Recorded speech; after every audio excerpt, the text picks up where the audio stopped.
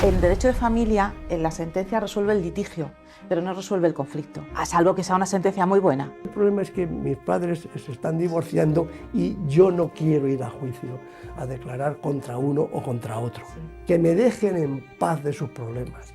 que no me metan a mí en ese mal rollo, decía el chiquillo. El componente jurídico hay que tenerlo muy presente porque las medidas que van a firmar los progenitores se entienden y se presupone que son favorables a sus hijos, pero quien tiene que velar porque esas medidas son buenas y son adecuadas es el fiscal. Tanto los jueces, juezas de familia como abogados y abogadas necesitan una formación para tener esa especial sensibilidad que se necesita para abordar un complejo tema de familia. Y el abordaje siempre en términos de te vas a enterar porque lo que me has hecho va a generar una venganza, no estás queriendo que se solucione el problema. Que los hijos no sufren el divorcio de los padres, sufren el proceso de divorcio de los padres. Cuando hablé con la nena me dijo eso, dice, es que a mí me han dejado de querer mi padre y mi madre.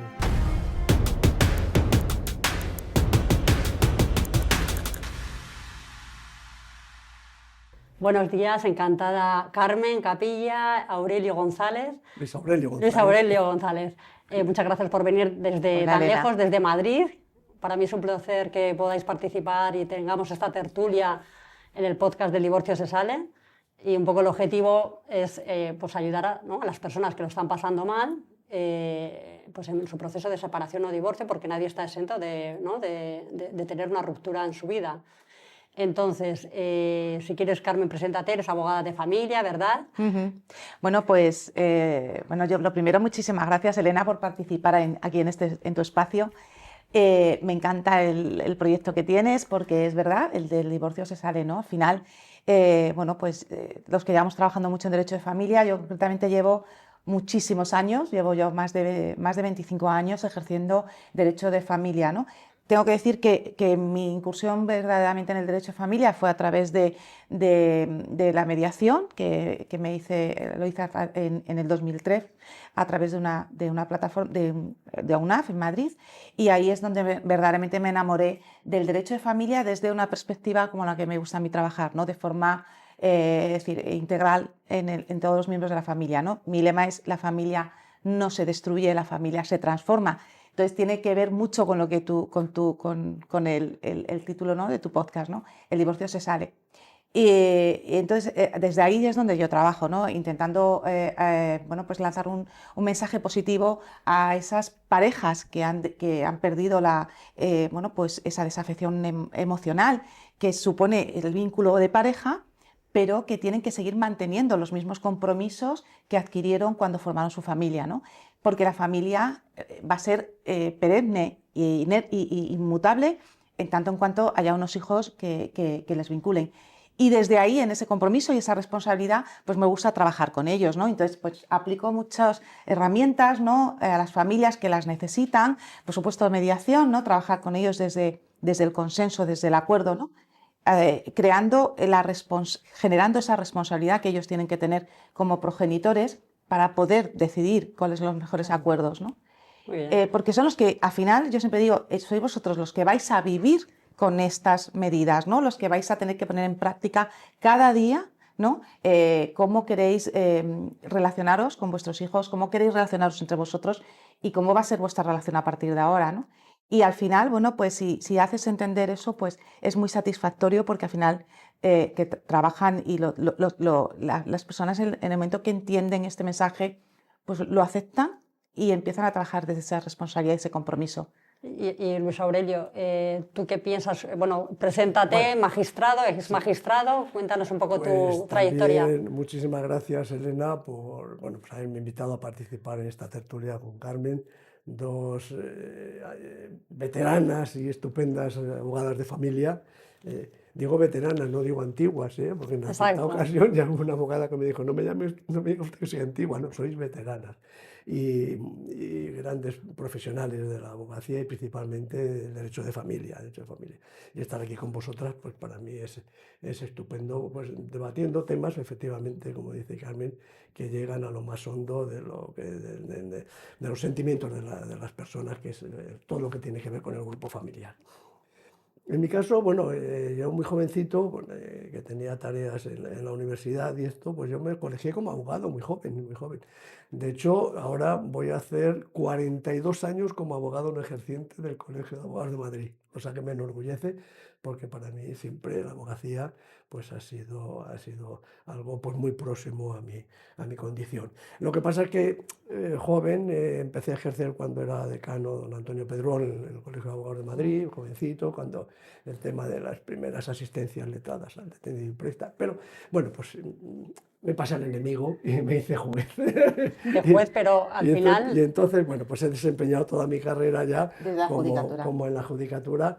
En la judicatura primero en juzgados mixtos, pues en Palencia, en Burgos, en Majadahonda, luego en juzgados de primera instancia exclusivos, pero siempre mi inclinación era hacia el derecho de familia y por eso los últimos 10, 12 años he estado en un juzgado especializado en familia, exclusivo, mejor dicho, en familia en Madrid, en un juzgado dedicado con todas las competencias de familia.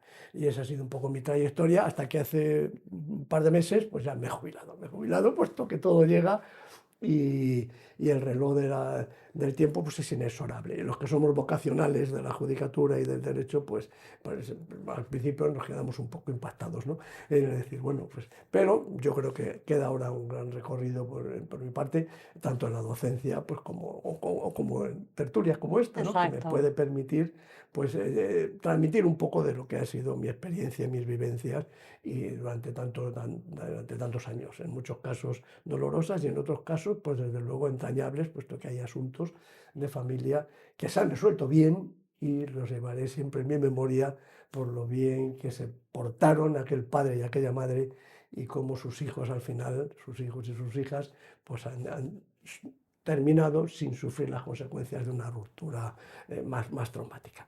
Bueno, pues eso es un poco mi trayectoria, claro. Y aquí estoy para que... Pero falta un poco, ¿no? A mí lo que más me llama la atención de tu currículum es la parte de mediación. De hecho, tuviste un premio ¿no? por parte del Consejo General del Poder Judicial. Bueno, pues ahora me toca presumir un poco. Eso hay que presumir, la medalla. Bueno, pues efectivamente, yo desde hace ya muchos años, pues más de 25, que tomé contacto profesionalmente con lo que se denomina la mediación, ¿no? Yo en principio, fue cuando llegué al juzgado de Majadahonda, entonces Majadahonda, Pozuelo, Las Rozas, y a raíz de la alta conflictividad que había en los temas de familia, es cuando, bueno, pues tomé contacto precisamente con otra forma de resolver los conflictos, ¿no? que era la mediación. Yo hasta ese momento no tenía ni idea, no sabía, porque yo había sido un matriculín, había sacado matrículas en Derecho Procesal, pero cuando Pascual, que era entonces don Pascual, Pascual Ortuño, magistrado aquí en Barcelona, y me dijo, Luis, es que estos temas quizá en otros países la mediación está muy implantada y en familia. Entonces, bueno, pues empecé y dije, ¿pero esto qué? Yo miraba mis textos de Derecho Procesal, mis apuntes, y ahí aparecía la conciliación, los amigables componedores, claro. La mediación no había por ningún sitio. Entonces empecé a buscar por ahí, por otros países y textos y demás, y Harvard, etcétera, y de repente me encontré un mundo fascinante que era desconocido porque no nos lo habían enseñado. Nosotros en las facultades nos enseñaban solamente lo que era el litigio, ¿no? La demanda, la contestación, sí. La carga de la prueba, y luego la sentencia, la sentencia, y luego ya la apelación y la casación, cosa juzgada. Y cuando muchas veces no se había resuelto el problema, aún existiendo una sentencia firme, porque el problema en familia, evidentemente, seguía existiendo. Y ahí es cuando tomé contacto ya con la mediación, empezamos a hacer unos primeros intentos, ¿no? Pues, de a ver si podía funcionar o no. Y cuando ya me fui a Madrid, a un juzgado de Madrid, ahí es donde dije, esto puede funcionar, no solo, porque entonces todavía no teníamos leyes de mediación, como la ley de mediación civil y mercantil, simplemente había algunas leyes en las comunidades autónomas dedicadas precisamente a mediación familiar. Aquí Cataluña, mediación familiar. Exacto, en Canarias, Valencia, Cataluña, Madrid, Navarra. Valencia, pero eran casi unas normas administrativas de los servicios más que de tal.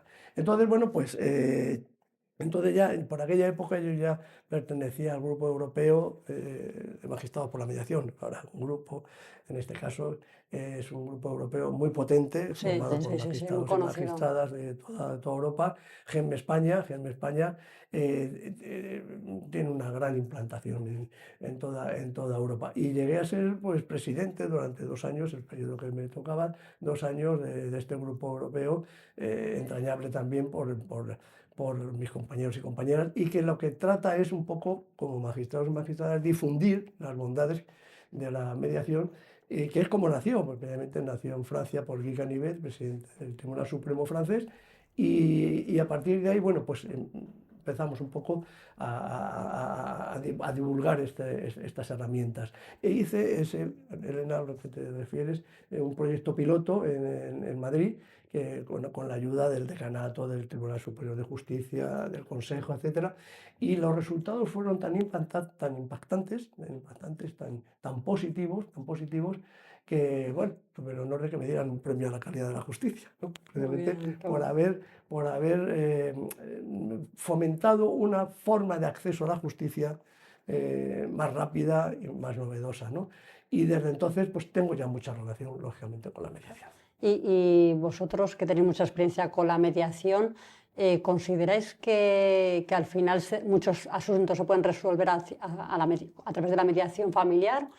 ¿O todavía falta, ¿no?, que la sociedad esté más preparada para este método alternativo de resolución de conflictos? Pues mira, yo en mi opinión, Elena, no puedo decir otra cosa, que creo que la única forma de solucionar los problemas, los conflictos de familia es a través de mediación. Y cuando hablo de mediación es porque, bueno, efectivamente yo soy enamorada de la mediación, pero me puedo ir al campo estrictamente jurídico y podríamos hablar de la negociación asistida, ¿no? Por supuesto, un negociador con un profundo conocimiento en derecho y, lógicamente, en la gestión emocional y psicológica de los clientes. Porque es verdad que el conflicto el derecho de familia, el conflicto de familia, es un conflicto que no tiene nada que ver con el resto de conflictos en el ámbito jurisdiccional. Es decir, ahí el componente emocional supera al componente jurídico. Yo siempre digo que el componente jurídico en derecho de familia, y con todo el respeto a mis compañeros procesalistas, es sota, caballo y rey. Es decir, es verdad que si queremos retorcer la ley y buscar la norma y darle vueltas, pues podemos complicar mucho el tema. Pero al final no tiene una complejidad que supere. Lo que es complejo, lo que es más complejo, es la gestión emocional del conflicto en derecho de familia, que eso es lo que hace que se perjudique las soluciones jurídicas. Por tanto, creo que es decir, negociar o mediar en el ámbito de familia es la única solución para la familia. Como he dicho antes, Aurelio, y recojo el testigo que ha dicho, es verdad, porque nuestra querida magistrada, también presidenta de GESMAC durante muchos años de Canarias, que no me acuerdo, Rosalía. Sí, Rosalía. Yo tengo acuñada, hoy acuño una frase que me gusta decir de Rosalía, y es, en derecho de familia, en la sentencia resuelve el litigio, pero no resuelve el conflicto. Por tanto, salvo que sea una sentencia muy buena, no digo que no, es decir, al final es verdad que hay jueces maravillosos, pero ahí entraríamos en otro problema, ¿no? Otro obstáculo que se encuentra en el derecho de familia, que es la falta de especialización, ¿no? Sí, este tema lo tenemos que tratar. Exacto, ¿no? La falta de especialización, pues, de los operadores jurídicos que intervienen en un proceso de familia, que son muchos. Entonces, claro, con toda esa ensalada, hay muchos ingredientes maravillosos, pero hay que saber ordenarlos, y creo que tiene que ser pues alguien muy profesional que intervenga de esa manera. A mí algo que me llama mucho la atención es eso, el tema que me parece muy interesante, la aportación que acabas de hacer, Carmen, del tema de la especialización, porque claro, nos encontramos con juzgados mixtos, como le ha tocado sufrir, ¿no? Y trabajar en juzgados mixtos a Luis Aurelio, y claro, yo la sensación que tengo es que muchas veces se meten a resolver problemas de derecho de familia operadores jurídicos, llámense abogados o fiscales o jueces, que no saben mucho de derecho de familia o no tienen esa sensibilidad o ese componente psicológico de empatía, no tienen esas competencias que hay que tenerlas para resolver estos conflictos. Y entonces, claro, nos encontramos que penalistas, civilistas, personas de operadores jurídicos de otras áreas que resuelven temas de familia de aquella manera. No sé qué opináis de este tema, Aurelio. Pues, cuando has sido juez, ¿se nota la diferencia de un abogado penalista a un abogado de familia intentando resolver estos conflictos? Exacto. Pues mira, totalmente de acuerdo, Elena, en ese sentido y el tema que abordas. Vamos a ver. El ejercicio de la abogacía es algo fundamental para la sociedad. eso por descontado. Y el germen muchas veces de la falta de paz social está precisamente en que no se abordan adecuadamente los temas de familia.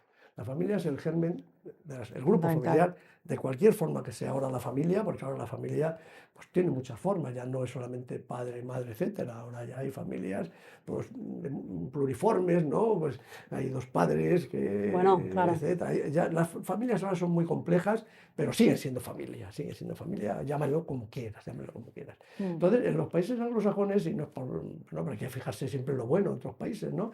En Estados Unidos, en Inglaterra, etcétera, los temas de familia, los temas que llaman de custodia, son los temas más importantes del mundo del derecho. Y los más, Es tremendo. son más importantes porque son conscientes de que efectivamente ahí es donde está, como he dicho, lo que es el germen de la paz social. Luego ya los temas económicos, por descontado, los bancos, etcétera, tienen su parcela. Pero en Estados Unidos, en Inglaterra, digo, en Irlanda, etcétera, los jueces, las juezas de familia y los abogados y abogadas de familia especializados son conscientes de lo que tienen entre manos. De lo que tienen entre manos. No se puede pues, decir, bueno, esto al fin y al cabo pues, no tiene tanta importancia como el arreglar un coche en un taller, pero vamos a ver esto qué es. ¿Esto qué es? Estamos hablando de niños y niñas que el paso del tiempo va a ser irrecuperable. El coche lo arreglas, te compras uno nuevo, pero un niño o una niña pasa su vida y de repente se encuentra que tiene 20 años y que ha sucedido durante todos los años anteriores. Por eso, efectivamente, como decís, el tema de la especialización es algo serio, pero principalmente, antes de abundar sobre ello, una reflexión sobre lo que habéis comentado antes. Vamos a ver, la presencia de la abogacía en temas de familia, bueno, que es lo que nos vamos a ocupar hoy, ¿no? Va a ser siempre fundamental y es fundamental. Lo es. El abogado y la abogada normalmente es a quien se dirigen aquellas personas que tienen un problema jurídico o incluso personal, ¿no? Muchas veces pues, van al abogado, la abogada, antes que a otros profesionales. O sea, eso hay que tenerlo muy en cuenta.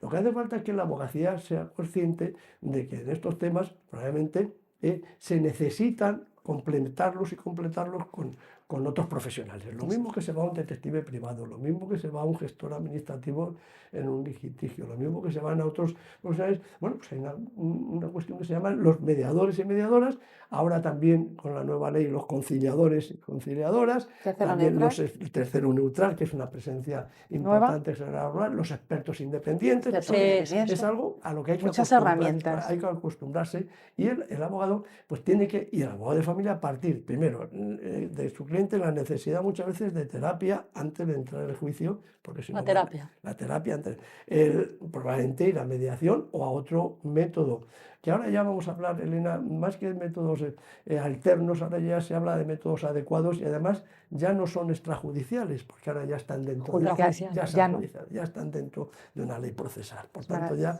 son herramientas que hay que conocer y que hay que manejar.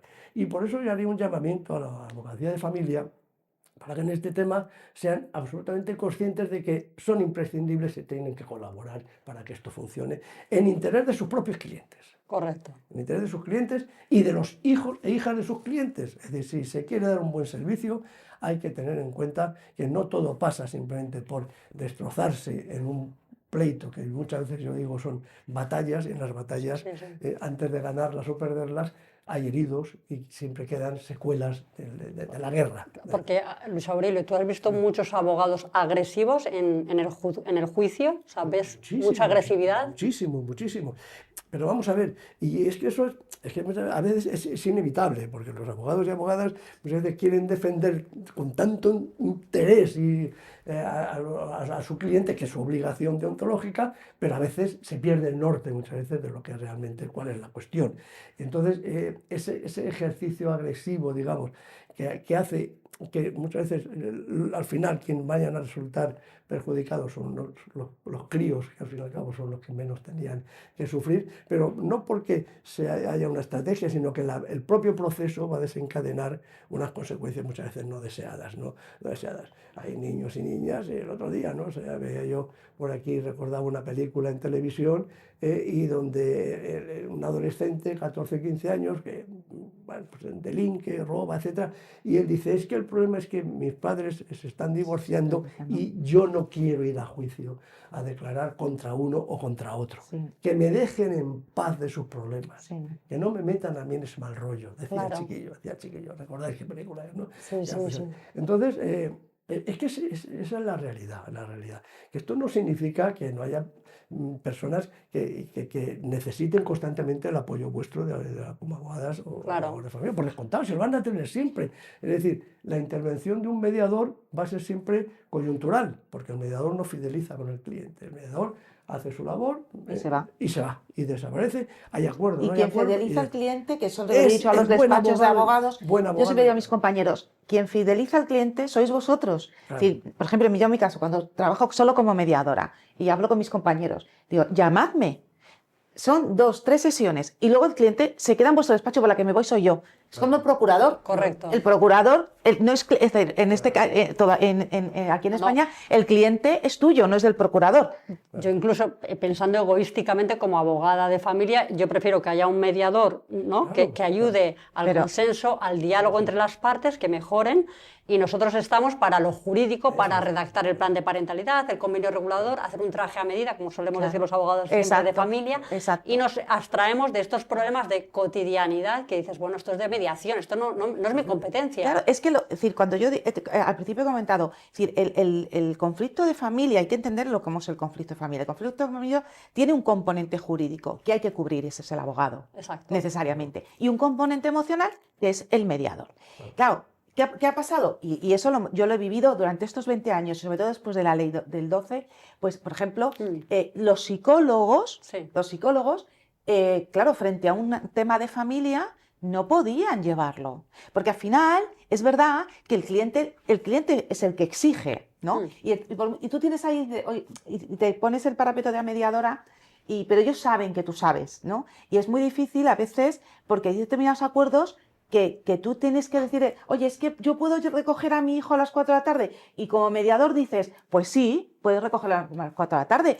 Claro, pero es que ese acuerdo hay que homologarlo en un juzgado. Y a lo mejor el juez y el fiscal no están tan de acuerdo con esa medida parental. Con lo cual, el componente jurídico hay que tenerlo muy presente, porque el convenio que va a ir, o sea, las medidas que van a firmar los progenitores, se entienden y se presupone que son favorables a sus hijos, pero quien tiene que velar porque esas medidas son buenas y son adecuadas es el fiscal, que es el que protege a los menores en este país, y luego ratificadas por su señoría. Por tanto, no podemos olvidar el papel tan importante que tiene un abogado, un buen abogado, en un tema de familia. Pero claro, por supuesto, pero si un abogado no puede entrar, es que no puedes entrar a trabajar y abordar temas, por ejemplo, como es la manutención económica, si no has resuelto el problema de fondo que tiene esa pareja y el conflicto emocional que les impide, pues lo que veníamos hablando un poco, la amígdala es decir, emocionalmente estás tan desbordado que eres incapaz de pensar y racionar con objetividad y tomar los mejores acuerdos. Por tanto, si no hay alguien, un profesional, que barra esa emocionalidad y aparte esa parte del conflicto, es imposible que un abogado entre a abordar el tema. Yo que tengo mucho contacto con compañeros de Estados Unidos, como os he dicho antes, del Reino Unido, de Inglaterra, País de Gales, etcétera, ¿no? Jueces de familia, ¿no? O juezas de familia, y allí me lo comentan, a ningún abogado o abogada de familia, que por eso ahora vamos a entrar en la especialización, se le ocurre presentarse y presentar una demanda de familia ante el juzgado sin haber agotado antes todas las fases. Exacto. Todas las fases de terapia, de negociación, de mediación, porque lo que hace normalmente el compañero magistrado, magistrada de familia, cuando llegan allí le dice, bueno, a ver, señor letrado, señora letrada, cuéntenme, ¿han ido a mediación? ¿Han hecho ya que? Dicen, sí, bueno, sí, ya lo hemos hecho. No, a ver, díganme, pero ¿cuántas sesiones? Sí. ¿Cuántas veces han ido? ¿Cómo lo han hecho? ¿Cuánto tiempo? Aunque luego ya, si no han llegado a un acuerdo, pues están aquí. Pero explíquenme que efectivamente eso ha sido intentado de verdad. Eso es algo que ya es algo ya tradicional desde hace muchísimos años, ¿no? Ahora ya aquí nosotros se va a implantar con esta nueva ley de eficiencia del Servicio Jurídico de Justicia 1 de 2005. Bueno, la especialización, para no derivarnos a ese tema que probablemente volveremos después. Como habéis dicho, fundamental la especialización tanto para la magistratura, que por eso hay una plataforma creada desde hace tiempo para que en este país exista una especialidad, Claro. que es la de familia, y de la abogacía también como especialistas en familia. Como he dicho, la especialidad de familia no puede concebirse como un pleito simplemente del fallo de una máquina que no embotella bien. Vamos a ver, que eso es importante, son peritos que dirán que el corcho se ponía o no se ponía, pero vamos a ver, un tema de familia aborda otras cosas. Y tanto los jueces de familia como abogados y abogadas necesitan una formación para tener esa especial sensibilidad que se necesita para abordar un complejo tema de familia. Y eso es formación. Formación, pues como se dice ahora, en igualdad de género. Ver, bueno, pues las necesidades de las mujeres, las necesidades de los hijos, las necesidades de las niñas, las necesidades también del hombre, del varón, padre. de todos, Todo de eso todos. exige incluso una formación psicológica. Cómo se ha de tratar por el juez o por la jueza pues a los niños cuando se habla con ellos. La exploración. La exploración Todo judicial eso- es muy todo eso importante. no es decir, bueno, esto lo hace cualquiera, vamos a ver, No. cuidado. No, esto es decir, bueno, pues cualquier magistrado con años de oficio que está en el Supremo, está donde está, coge un tema de familia y es capaz de, hombre, efectivamente, cualquiera es capaz de cualquier cosa, pero hacerlo bien es otro tema. Sí, y se nota mucho. Esa es Eso total. esa es la gran pelea que tengo yo con mis compañeros cuando me dicen, cuando yo quiero vender la mediación y tal y cual, Sí. es que eso que haces tú lo hago yo. Yo siempre, yo sí, es que yo llevo muchos mutuos o acuerdos. Claro, Y eso esto, es. por ejemplo, es una frase, yo siempre lo digo, yo doy clases en la universidad de métodos adecuados a solución de conflictos adecuados, y yo siempre digo, yo me he criado, perdón, Claro. con un mantra, ¿no? Desde que entré en la carrera lo primero que me dijeron es, más vale un mal acuerdo que un buen pleito, ¿vale? Y yo digo a mis alumnos, quiero que me desmontéis ese mantra, quiero que me lo desmontéis, porque no es cierto. Eso de más vale un mal acuerdo que un buen pleito, prefiero un buen pleito con un mal acuerdo, porque un mal acuerdo va a destrozar la vida de una familia, en mi caso. ¿No? Eso del mal acuerdo, esos acuerdos de pasillo Exacto. rápidos que se hacen en los juzgados, de el letrado, el juez, que muchos jueces, Sí, pero letrados, lleguen ustedes a un acuerdo, señoría, si estoy aquí es porque de verdad que lo he intentado. Y parece que la culpa la tienes tú, ¿no? Lo Y que yo, pasa, sí, yo lo que veo, y supongo que lo compartiréis conmigo, los clientes muchas veces no se creen al abogado, no, claro. ¿vale? Porque no tenemos autoridad, no tenemos esa autoridad como la que tiene un juez en este país. La ciudadanía creo que cree en la justicia y cree en los jueces. Y a mí siempre me dicen, ¿qué dice el juez o qué? ¿No? ¿Cómo es este juez? Siempre quieren saber quién es el juez, cómo piensa, qué mentalidad tiene, si es conservador, si es más liberal, si es pro hombres, pro mujeres. Quieren saberlo todo los clientes. Y es verdad que muchas veces llegamos a acuerdos de pasillo, ¿no? O sea, para los que nos estén viendo, pues presentamos la demanda, la contestación y al final acabamos todos en juicio y los jueces provocan, pero también yo lo agradezco. Que también, pero, Carmen, yo por lo menos agradezco esos jueces mediadores, que yo los llamo, esos que tienen esa voluntad de que se toman el tiempo, una hora para hacer hablar con las partes, con los abogados, que intentan llegar a un acuerdo, que está la Fiscalía también intentando llegar a un acuerdo y al final ponemos un poco de cordura entre todos y al final se llega a un acuerdo, porque si no, al final, si entramos a sala, al juicio, eso es una declaración de guerra al final y va a pasar, vamos a destrozar a la familia. Por supuesto. A veces es inevitable, pero yo agradezco a esos jueces que se dejan la piel cada día intentando, porque lo cómodo es para el juez escuchar, celebrar y siguiente juicio. Y que hacen esa labor de intermediación, mediación, de conciliación. Pero yo lo agradezco mucho. El tema del mal acuerdo, el buen pleito, yo es que hice, cuando hice UNAF, fueron 2 años el curso de experto en mediación familiar y tenía que hacer un trabajo fin de máster, ¿no? Y yo hice un trabajo, el trabajo consistía en la excesiva judicialización de los asuntos de familia. Y le pedí autorización al juez decano de Alcorcón, que en ese momento éramos 7 juzgados, ¿vale? Mixtos, y me metí, hicimos una labor, mi compañera y yo, y entonces nuestra labor de investigación fue, y la sorpresa, y empezamos pues eso, a ver, ¿no? La excesiva judicialización, y terminamos el trabajo, la conclusión era que el 80% de los mutuos acuerdos, casi un 80% de los mutuos acuerdos, en el periodo de 2 años desde que se dictaba la sentencia, se ejecutaban o se modificaban. Ya. Se ejecutaban o se modificaban. Sí, y esto me hizo a mí hacerme muchas preguntas. Y de ahí dije, ostras, es que no puede, o sea, de verdad, es que no cabe, es decir, hay que mediar, pero hay que mediar bien, no hay que hacer esos mutuos acuerdos, lo que tú has dicho, Aurelio, no hay que hacerlo bien. Este tema, fijaros, claro, que se aborda, como volvemos a la especialización, a la necesidad de que los juezas, ahora ya la ley ya contempla que va a haber que hacer por lo menos una formación, ¿no? Una formación, pero eso todavía se queda corto a mi juicio, ¿no? Con la necesidad de especialización acreditada en estos temas, con formación, ya digo, psicológica, sociológica, en muchas facetas. Porque no hay que olvidar una cosa, y que aquí estamos en presencia de menores o discapaces, ¿no? O sea, Sí. ojo con ello, ¿no? Y ahí efectivamente el juez, pues tenemos un prius de poder, ante la situación de un menor, los jueces podemos hacer cosas. Me explico.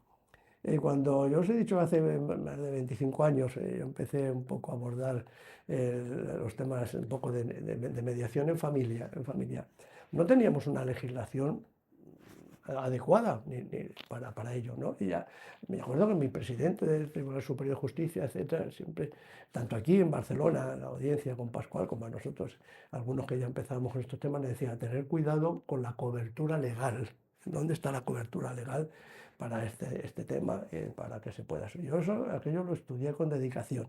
Entonces, mis primeras resoluciones, mis primeras providencias diciendo que en ese tema sería necesario que intentaran ir a un proceso de mediación. Luego otra cosa es que, como eso es voluntario el acuerdo, lo tomaran, no, pero que fueran por lo menos a ese proceso de mediación. Lo fundamentaba yo en algo muy esencial, que es el 158 del Código Civil. Sí. El riesgo de los Es el menores. riesgo. Cuando se habla de ese principio jurídico, ¿verdad? Indeterminado, ¿no? El interés superior del menor. Bueno, sí, ya, pero vamos a ver, no es hablarlo, es materializar ese interés superior del menor. Eso hay que hacerlo eficaz. Entonces, yo lo fundamenté en el 158, que nos da a los jueces, a cualquier juez de cualquier orden jurisdiccional, le da amplias facultades para poder resolver cuando hay riesgo para un menor o para una menor.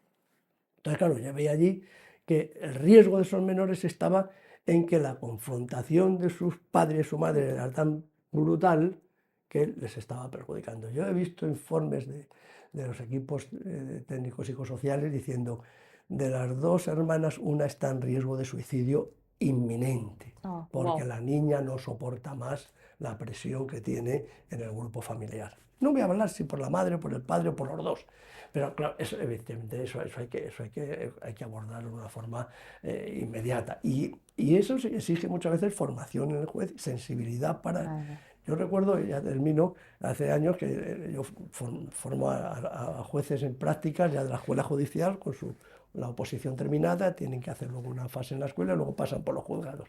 Y yo me acuerdo que llegó una compañera, ya hoy magistrada y excelente magistrada, incluso en familia, que llegó allí al juzgado de familia y todo le parecía horroroso, ¿no? Estaba crispada, ¿no? ¿Pero qué te pasa? No quiero, todo lo veía mal.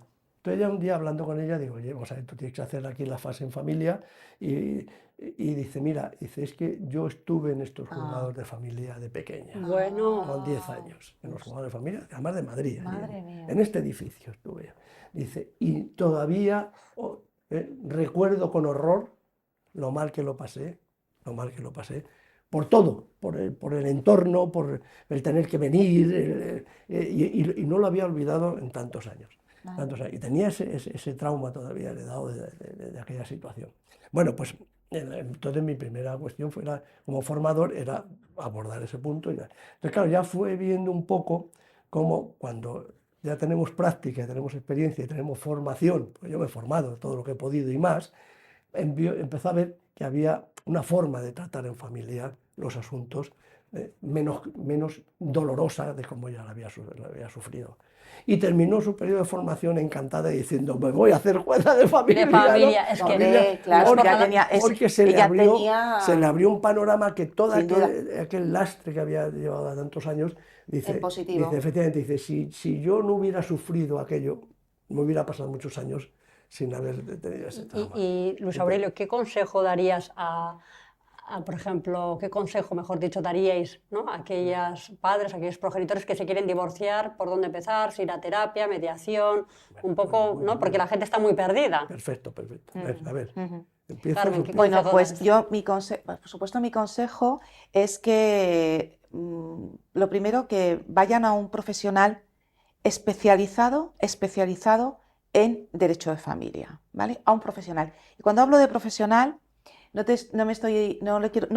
pongo etiquetas, porque muchas veces, yo por ejemplo en el despacho, es verdad lo que ha dicho Aurelio, al final los clientes cuando tienen un problema de este tipo van a un despacho. Yo lo primero que hago es una primera detectar qué necesitan mis clientes. Y seguramente yo a mis clientes les digo que en mi despacho, aparte de ayudarles y asesorarles jurídicamente, les acompaño durante el proceso. Estoy formado en coaching, con lo cual trabajo esa transformación. Tengo terapeutas, tengo terapia de pareja, eh, tengo psicólogos para niños, para adolescentes. Cuento con un equipo que ayuda y trabaja en la familia de forma integral. Por supuesto, siempre hablo desde el consenso, la mediación y un equipo que les ayude a todos a salir adelante. Y en ese proceso seguramente empezamos pues, hablando de la pareja y terminamos hablando de una familia maravillosa, de un modelo de familia maravilloso en el que simplemente papá y mamá no viven juntos. Pero desde luego, yo siempre digo a mis clientes, o sea, mi consejo a quien me escuche es que un buen profesional del derecho de familia, pero buen profesional, ¿vale? Especializado en derecho de familia. Porque si tú estás especializada en derecho de familia, tú vas a detectar fácilmente, lo vas a detectar rápido. Si un menor necesita, por ejemplo, un psicosocial, podemos acudir a un psicosocial privado. Hablamos de psicosocial adscrito a los juzgados, pero yo tengo hay gabinetes psicosociales privados con profesionales maravillosos que pueden hacer informes maravillosos. Tú sabes detectarlo, tú sabes detectar si una pareja no está en un proceso de divorcio. Claro. Yo tengo experiencias en parejas que les he llevado terapia y se han Claro. reconstruido. He tenido parejas en el que he detectado, no estáis en un momento de divorcio. Ahora mismo estoy trabajando en una pareja en mediación y entonces les he propuesto un cese efectivo de la convivencia durante 6 meses. Vamos a ver, con medidas por los niños, medidas económicas, de manutención, por supuesto, con medidas, pero cese efectivo de la convivencia. Ni siquiera voy a ir al juzgado por un periodo de 6 meses, a ver qué pasa. Pero lógicamente, una de las cosas de los acuerdos que han llegado con ese cese, aparte del cese es terapia. Vamos a ver qué pasa. A lo mejor os dais cuenta que yo creo que, en mi opinión, que no debéis acudir todavía al divorcio. Bueno, están súper contentos. Tú eso lo sabes hacer, Exacto. Elena, y Sí, vas sí, a ayudar a las totalmente. familias. Si vamos a un despacho en el que, lógicamente, pues generalista, yo era un despacho generalista, así que yo he estado ahí. O sea, vienes Yo vengo de ahí, ¿no? El civil. despacho que lo mismo llevas un penal, un civil, que familia, que tal, hasta que te das de bruces con la realidad y dices, no, Carmen, o sea, si tú quieres hacer un buen trabajo, si tú quieres ayudar a las familias, tú tienes que empezar entonces me quité el laboral, me quité el CIP y ahora me dedico pues a familia, porque, no sé, qué es. Entonces, ahí es donde tenemos que ir, ¿no? A buscar un buen abogado de Yo creo que derecho de familia. fantástica exposición Sí, desde Carmen maravilloso. sobre lo que es las bondades de la abogacía, o sea, y de la abogacía de familia. Vamos, pero ahí lo tenéis perfectamente expuesto.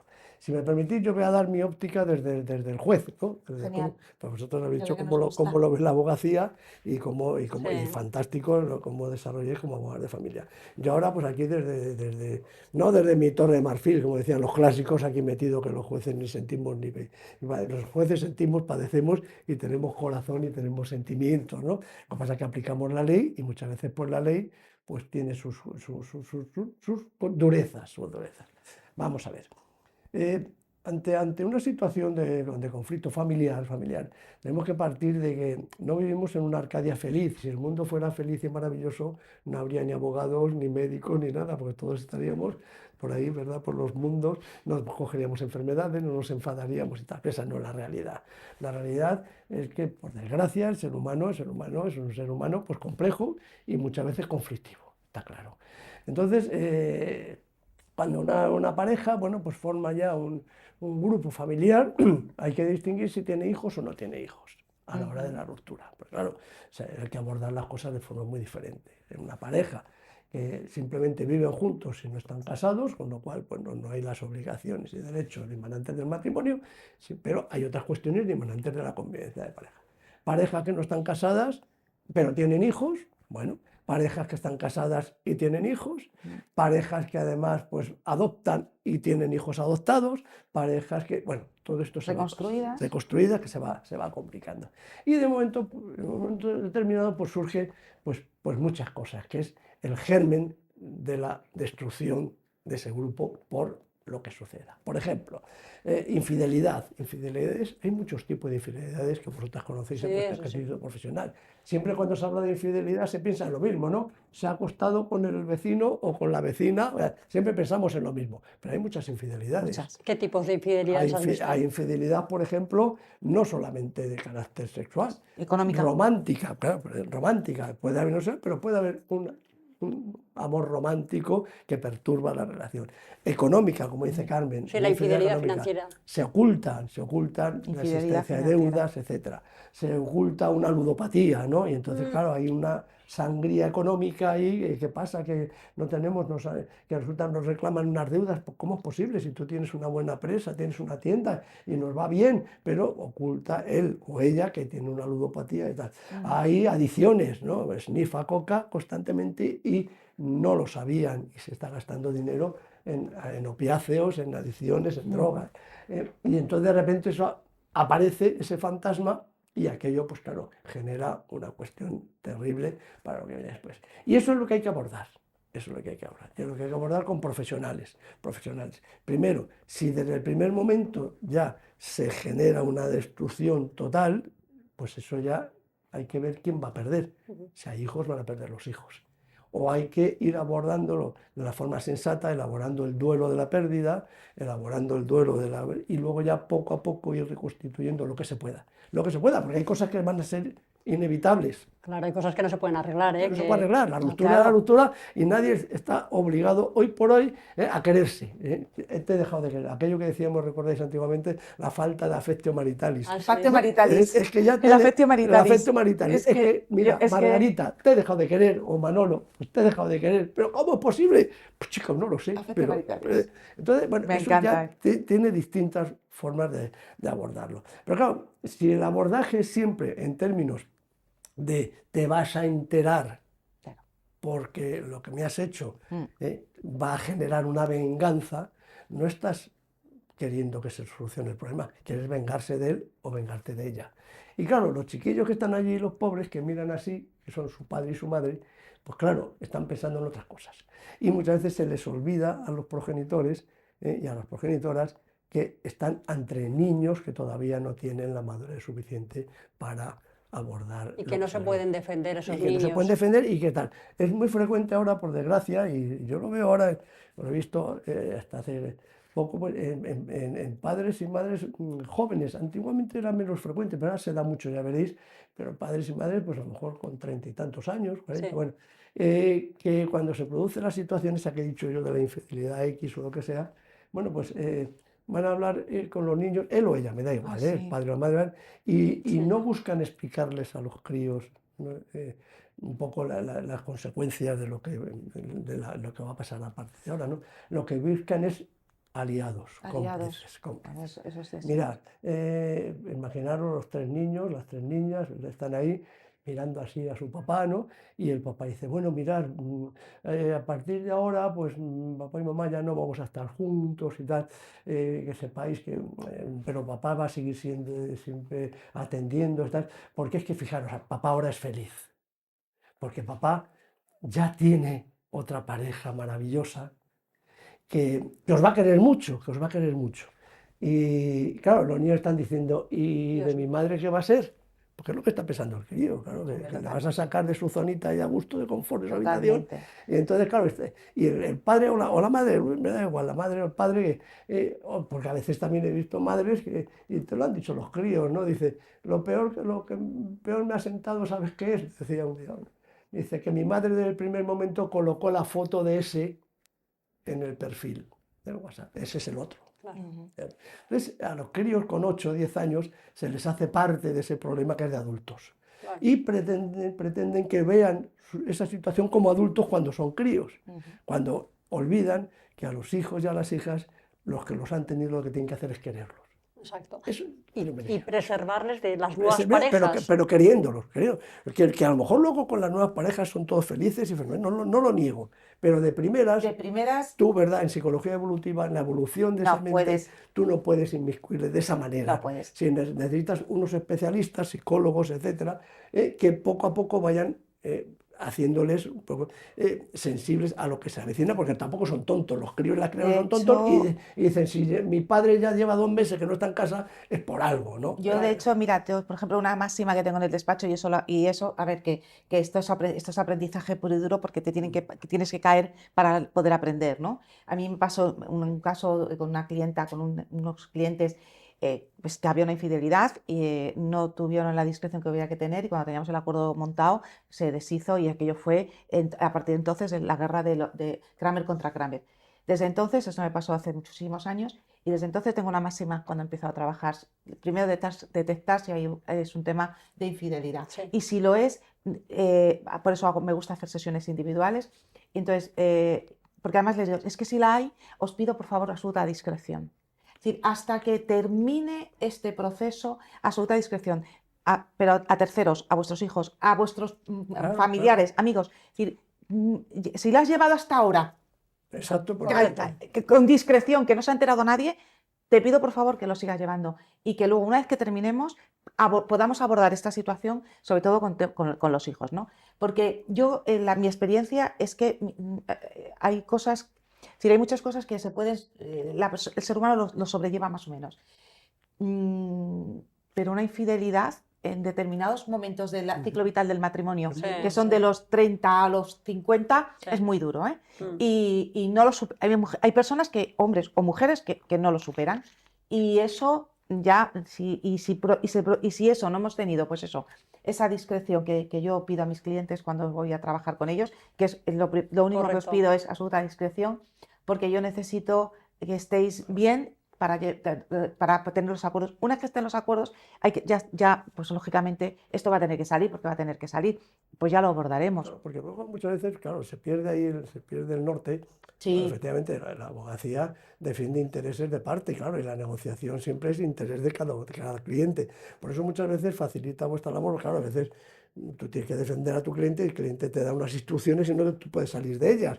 Entonces, claro, estáis ahí muchas veces en estos temas tan peliagudos, encerrados de una forma pues profesional muy delicada. Que eso lo soluciona muchas veces el tercero neutral. Cuando aparece ese tercero neutral, el mediador, el conciliador, etcétera, que permite que muchas cosas pues puedan abordarse de un punto de vista, ya digo, no de ese interés absoluto de parte, es decir, yo me quedo con todo y encima te hundo en la miseria, y doy instrucciones para que eso se haga así, sino viendo otra cosa, que es lo que yo os decía antes. Vamos a ver, cuando se dice, es que vamos a ver, el piso, vamos a ver, el piso es para los hijos, hasta que son mayores de edad.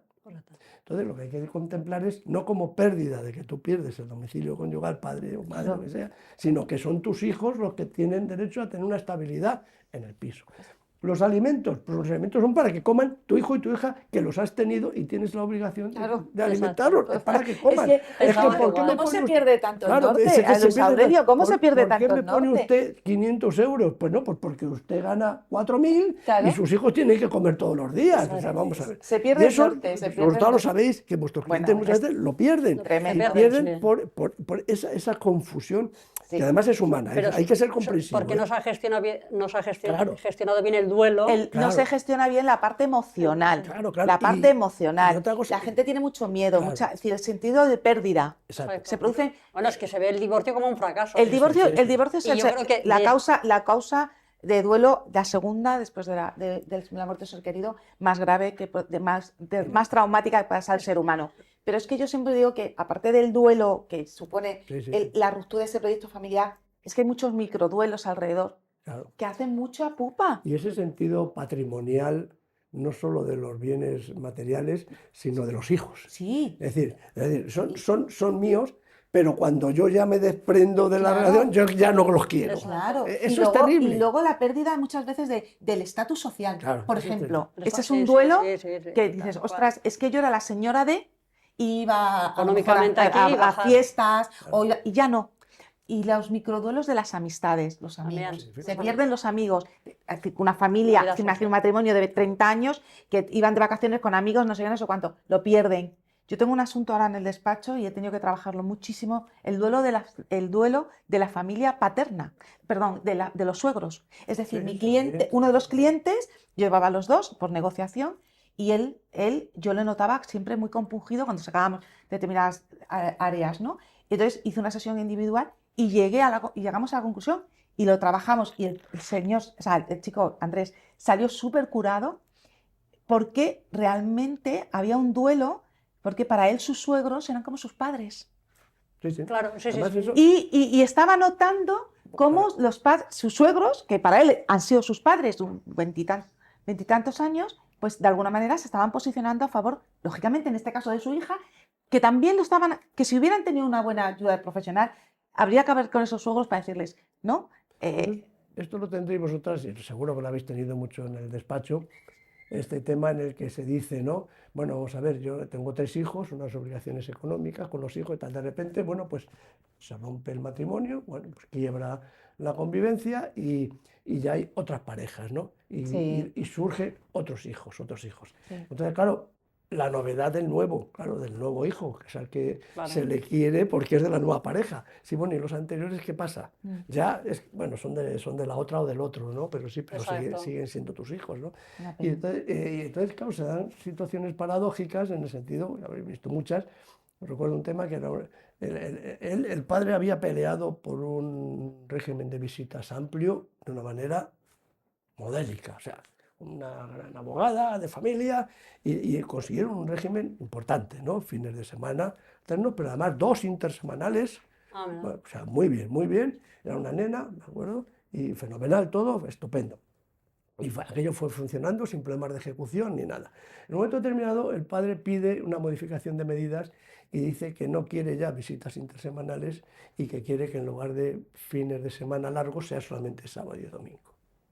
Bueno, vale, legítimo. Pide modificación porque han cambiado las circunstancias, etc. Yo pensé que la madre iba a decir, fenómeno, pues ya está, ya que habíamos peleado tanto, porque ella decía que él quería, en principio, ella quería eso, un régimen corto, ¿no?